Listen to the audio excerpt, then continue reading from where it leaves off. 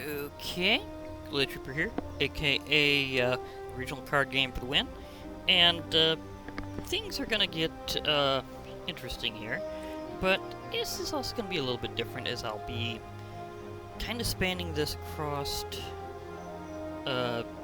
two different things. Namely, I'm gonna be doing here's the thing: is Amonkhet Remastered is live. And let me see if they get, Also, Basford Cat's now available as an avatar on MTG Arena, but that's not quite the big thing I'm going for here. Although he is from that plane, apparently. Like, he serves the ideals of Okefra. So, he's definitely from Amonkhet, and he's kind of in a way taking the place of Gideon. I may have mentioned that before, so as the main white planeswalker, that's where things are going. Now, a couple of things is currently to celebrate Amonkhet Remastered being here. They have a couple of different draft formats to go with it, and I should also kind of take an additional note that unlike Jumpstart, you can in fact get packs in the store. Now let me just kind of show that a little better here. Now, the thing is, Jumpstart is different. It's pretty much just through that format. So whenever you do a Jumpstart event, you get packets, and they're actually bigger than packs. So it's actually, you get a lot of cards for going into the event. But the thing is that if you thought that's how it's going to remain going forward for things thrown right into Historic, no, not at all. Amonkhet Remastered is immediately in Historic format. Now, I'm imagining this is going to get, like, seriously expanded on over time, because they'll be keeping a lot of sets in Historic over time. So, just saying, Zendikar Rising is going to be one of the next major sets released in terms of going into Standard, and that's going to be different. Kind of. I mean, it's going to be like a revisiting of Zendikar, and that may or may not include some Eldrazi, so that could be a thing here. We've already dealt with Eldrazi in Magic Duels before, and the whole the whole set of things related to the Eldrazi, so we know how they go. They're colorless, even if they take colored mana to summon them. They have various ability sets and stuff, kind of like usual, but the fact that they're all considered colorless kind of gives an odd twist on things, because they're not artifact creatures, but they are colorless, so it's different. I mean, there's a couple of those things in Ikoria, actually, that are not Eldrazi and are colorless non-artifact creatures, so it's not like they're shying away from doing that with things that aren't Eldrazi, so it'll show up. Besides showing here, Amonkhet Remastered, you can actually buy as packs in the store. So if you got some in-game gold or gems to spend, you can throw it this way, and you get like regular packs, and they are immediately available for Historic play, but not in Standard. Now you can actually still buy packs of the others that are not currently in Standard anymore if you wish.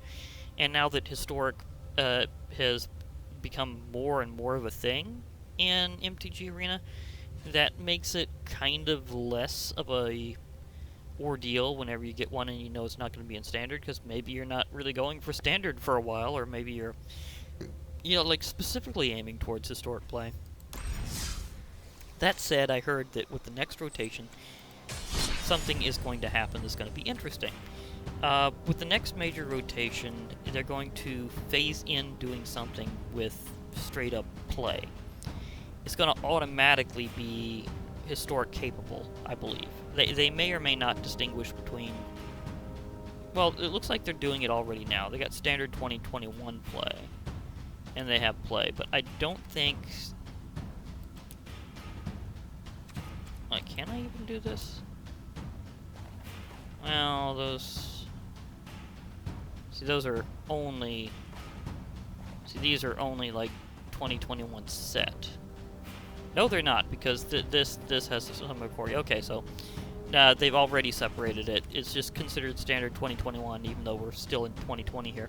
And that's just what's going to be considered to be in standard for that upcoming cycle, and or still here.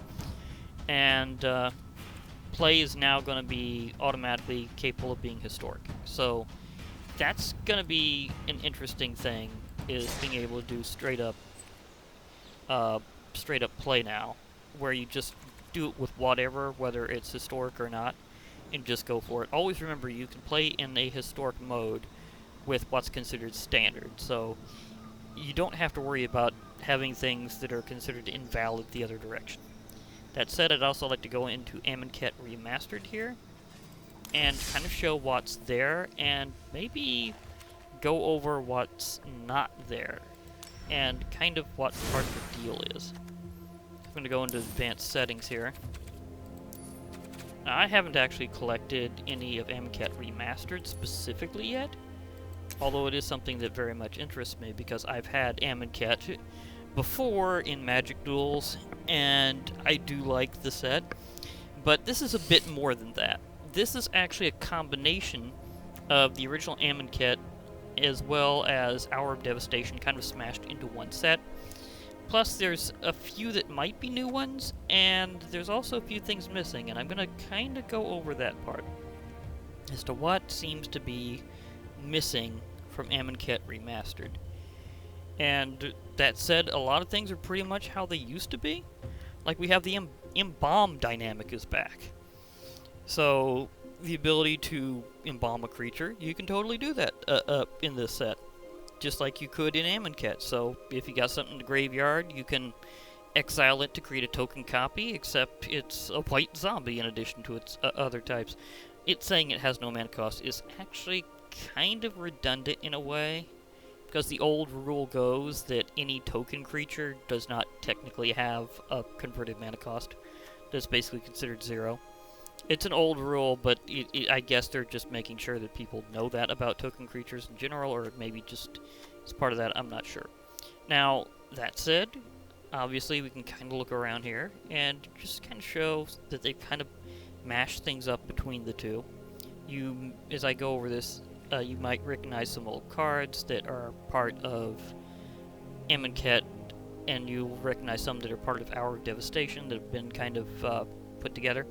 Now, that said, the god cards from Amonkhet are back in terms of the gods of the trials, and the gods that were introduced in Hour of Devastation are here as well.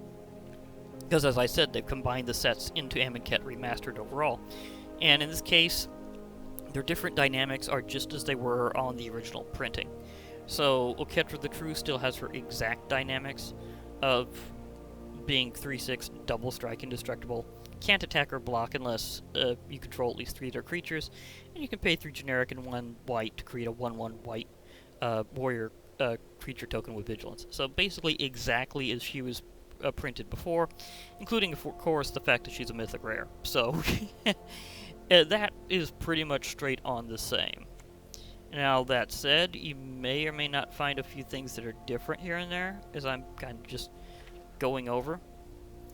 But there's not really that much that's really changed, except that there's a few things that are out. Now, that said, whenever I was originally playing with through Amonkhet in Magic Duels, this card was originally part of the Amonkhet set, but wasn't collectible in Magic Duels per se.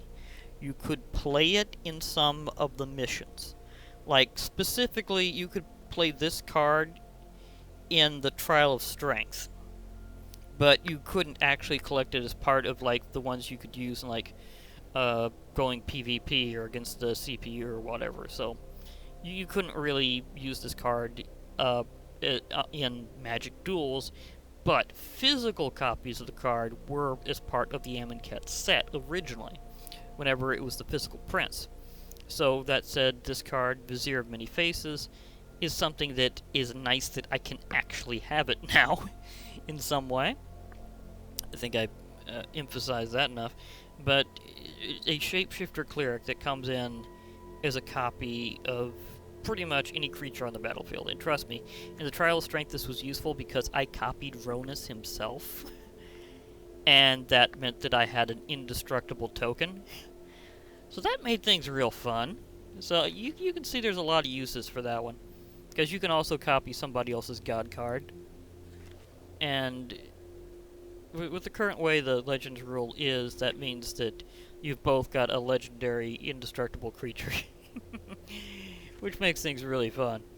Now, that said, there's some that, well, I'm not as absolutely familiar with Hour of Devastation, because I haven't really memorized the set. I'd kind of like to.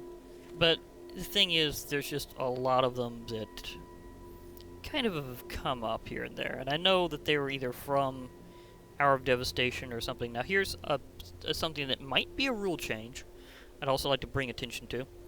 The description with First Strike. They've changed certain basic rules once in a while, and this seems to be one of them. But First Strike and Double Strike both have this extra notation in them now, whenever you're looking over the reminder text that's included on the electronic versions of the game. It's saying that this creature deals combat damage before creatures without First Strike. Does not apply when creatures fight.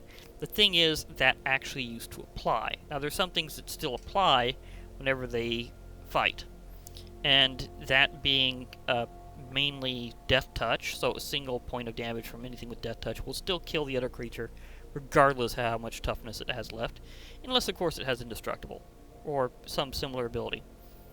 And also, of course, so does Lifelink. Lifelink still means whenever the creature deals any kind of damage in any way, that it grants its controller that much life. So that's still where a couple things apply. But First Strike means you no longer get a flawless victory against something during a creature fight. Because they no longer do that with First Strike and Double Strike. So that's a change that I think has been a basic change, sort of like all things that were hounds or something related are now officially dogs. Although jackals are still jackals, but let's face it, a jackal is not specifically a dog, even though it's a canine. So, therefore, that's perfectly fair. So, yeah. Also, there's some that I'm not entirely sure if they were originally in Hour of Devastation or not, but they seem to be included. I'd have to look that over to see if they were originally in Hour of Devastation. But remember, this is remastered, so they may be including some thematically perfect planeswalkers that weren't actually originally included in either Amonkhet or Hour of Devastation before. So maybe that's why Chandra's here. Maybe they decided to include her after the fact, because that can happen. And Deemworthy, again, I'd only seen this previously as part of quests. You not even using them being specifically used against you. And now apparently I can actually have that level of annoyance to use on my own. Oh, that could get weird. Or awkward, just having weird memories of that. But, you know, of course, Neheb in this form is definitely from Hour of Devastation originally, straight up. But I believe he's actually gotten his earlier alternate version from Amonkhet on here. So, we can kind of go over that. But there's also some things you may notice aren't actually present. It'll be kind of a subtle thing. Now, the monuments are back. And this is what I'm saying about the gods of introduced in Hour of Devastation are also found here in Amonkhet Remastered whenever they combined the two sets and kind of shuffled a few things around. So, the Scarab God, for example, is one of them. And remember that, as I said, their dynamics are the same as whatever they were printed in. So, while the gods of the trials are just straight up have indestructible and have like a limiter as to when they can attack and block, this guy has it that whenever he dies, you return it to your hand at the beginning of the next instep. So, that's a little bit different, because he has a different way of just popping back. And that's the thing is, whenever there is a creature card that's a god in Magic the Gathering, it will always be very hard to fully defeat. But not necessarily unable to be completely. Like, if this guy was exiled, he'd still be exiled. That ability only triggers when he dies. And exiling is the classic fate worse than death in MTG. Now, there's one thing I definitely know is missing, because we're going into the green-black section as I've been scrolling by. We have Hepatra, Vizier Poisons, Obelisk Spider, which I think was from Hour of Devastation, but I'm not sure, Lord of Extinction. But there was a very specific green-black card I used to use as part of Amonkhet, and it's definitely not here, and that's the Devastator Beetle. That thing was admittedly very wicked, but in a very interesting way. Whenever it attacked, you could take a -1/-1 counter off of any creature you controlled and put one on a creature an opponent controls. So you could just constantly throw -1/-1 counters from combat to combat with it, and that's not here. And there's also something else I've noticed is totally not here. And it's kind of across several things. Partially, I think it would have been originally in green-blue, but it's totally not here. Also, certain artifacts are gone, although at least one of which I understand why. They don't have the Khopesh here, but that's because it was a functional reprint of Short Sword and vice versa. They literally do exactly the same thing for the exact same costs. It's just a style change that was based on the fact that Amonkhet's based on Egyptian mythology and therefore has to do with Egyptian weapons, and the Khopesh is a classic Egyptian weapon, which is a specially curved sword, very good for using like trip and disarm attempts. So that's the reason why they had the curve, is they could use special maneuvers during combat with it. And you can actually see right now on Wall of Forgotten Pharaohs that one that's moving in the art is actually holding a Khopesh. That's a Khopesh right there. It's a sword that has a sudden curve on it, kind of like a sickle, but not exactly. So that's a Khopesh. And they don't have the Khopesh card here that was a piece of equipment, which was pretty cheap, so it would have been like up here in this early area. And that's just because it's just perfectly like another card that's already been shifted into Historic, I believe. Again, Short Sword. At least I think it's in Historic now, only. Now, there's also some other artifacts that are not in this picture at all, even though they shoved the sets together. There are certain artifacts from Amonkhet and Hour of Devastation that are not here. And I'm going to go over to the other game to show that off in a moment. Now, that said, there's a lot of recurring things you'll be seeing that used to be in Amonkhet and Hour of Devastation that I can kind of go over. One of which is, of course, the Embalm dynamic. There's like the theme of like -1/-1 counters and some other things that have popped up, but that being kind of old classic. However, the other thing that is a big returning thing, yep, we have Aftermath again. So, Aftermath is back. The ability to very specifically only cast a spell from a graveyard. Now, if you're granted the ability to cast a spell from a graveyard in another way, you can also choose the one that you previously cast to put it in the graveyard, or at least would normally attempt to cast to put it in the graveyard. So, basically, we have Heaven and Earth. You'd cast Heaven first, if you're playing a green-red deck, preferably, and then you'd cast Earth from the graveyard. However, every time you use an Aftermath version of a spell, you have to exile it. So, you'd only get to use that effect once, but they're often strong enough where that's perfectly fine to just use it once. And so that's kind of a thing. So you can see that they're bringing that back.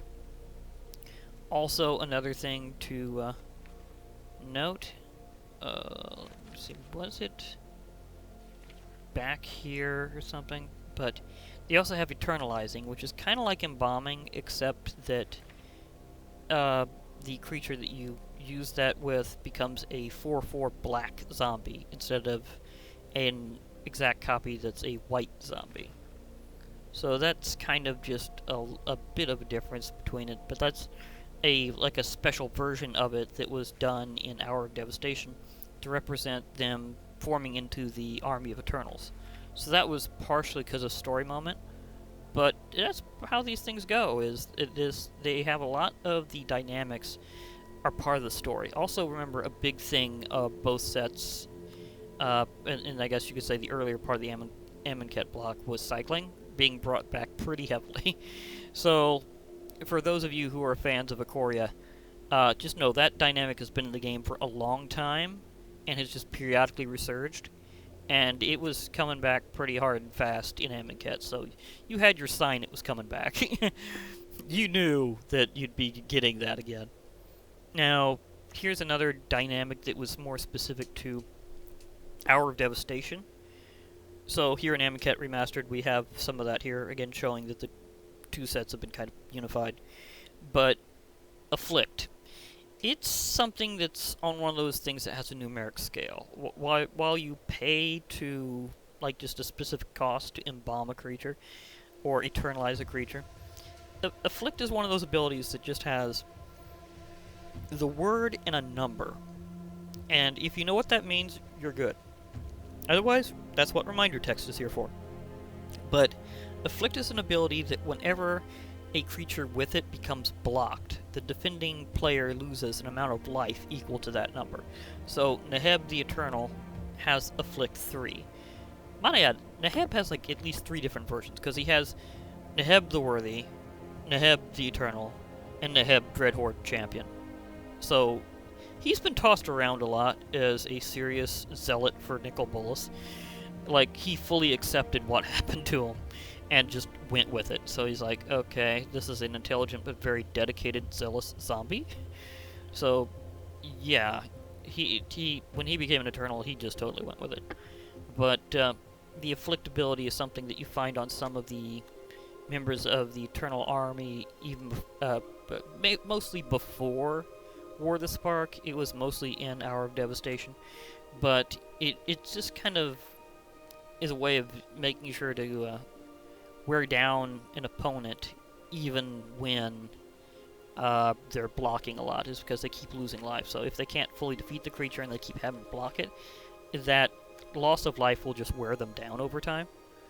So yeah, that's definitely a thing that's something that they were using. And him being a 4/6, yeah, a lot of things would have to be involved to actually take him out. But note that it says whenever he becomes blocked. It doesn't say for each creature blocking him to do that. That's something that requires specific text, and very few abilities across the history of Magic the Gathering have done that. Now, I am going to go over back to Magic Duels for a moment and show kind of a few special things that were left out, other than the Devastator Beetle that I mentioned before. So let's just pause this for a moment and shift gears. Okay. I'm back and doing some adjustments because I'm trying to remember if this is how I pulled this off before. The thing is, I'm not entirely sure. But it should work for what I'm going to do, is I'm going to show off some of the things that were missing out of Amonkhet Remastered, and a few other things about them. I may have described a few things before that were kind of a little odd already, but let's just kind of go over this, specifically using Amonkhet. Now, I may have had to adjust my settings a bit more, so I don't know if this is going to fully work. But let's see. Yeah, it's been a while since I've recorded anything in Magic Duels, so yeah. Now, there's some of these that I mean, most of these are pretty much how they were otherwise. Like, most of these have been found in Amonkhet Remastered, so a lot of the set has been worked over, but there are a few things that I think I missed over one of those that I was actually going to show off. I'm going to have to see if True Heart Duelist came through or not, but I don't remember this being in Remastered. Also, they're holding a Khopesh, so there you go. Khopesh for the win. Now, what was it? I think it was Ret Spearmaster. Ret Crop Spearmaster. That's it. This guy is not in Remastered, for some reason. I mean, he just has an exert ability that gives him +1/+0 in first strike, so it's not really that overpowering. Just saying. So, there's that. Also, you may note that some Planeswalkers originally here in Magic Duels were not actually in this set. Like, I don't think you don't find Jace here in Amonkhet, but he's in Amonkhet Remastered in his form as oh,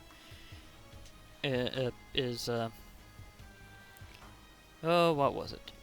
But anyhow, no Jace here, but he's in Remastered. So again, they thematically included a few, so things happen. Some others may. I don't remember this guy being in Remastered, but he's in the original. So there's the thing. But one of the biggest things that's really missing, I'm gonna get to eventually here, is and I did save some of the ones that were only in the missions when it came to Magic Duels, but as they were included in the original Amonkhet set, so like things like Deem Worthy were in the original Amonkhet set, but were not included here in Magic Duels in terms of ones you can actually collect. But they were, in fact, included in Magic Duels, at least in part of the story, so there's that. Also, let me see if it's this one or not. Over there, I know it was in green. I'm just missing it somehow. Did it have that alphabetical or something? Yeah, they did. They've got them arranged differently. That's it. It's pure alphabetical, regardless of cost. But yeah, but Honored Hydra. It's here in Amonkhet, but it's not in Remastered. It's just a 6/6 trample Hydra. It doesn't even grow new heads, but it can be embalmed. So it's like a different kind of Hydra, where it's just like it comes back once, and then that's it. It has 1 extra life, not like 15 extra heads. So, you know what I mean. Like, it's just this, it was an experiment in Hydraness, I gotta admit. But, and there's the Decimator Beetle I was talking about. Yeah, I'm gonna miss this guy. I mean, I can come back and play more Magic Duels, but still. I mean, I kind of miss the guy. Oh, I missed the other things I was gonna talk about. Because anything having to do with Alexa seems to be gone in, Amonkhet Remastered, which is very weird, because it was kind of like a cool, like, it was part of the setting. It was the Luxa River. And and so this one's quote has to do with the Luxa, and the ability is mainly just adding a couple of colorless mana for tapping it. So it's not really that big of a deal, but somehow all references to the Luxa are gone, and I'm wondering why. Especially something like this, Bounty of the Luxa. The whole thing has to do with the Luxa here. And it being the powerful river that it is, granting life to the area. So, yeah.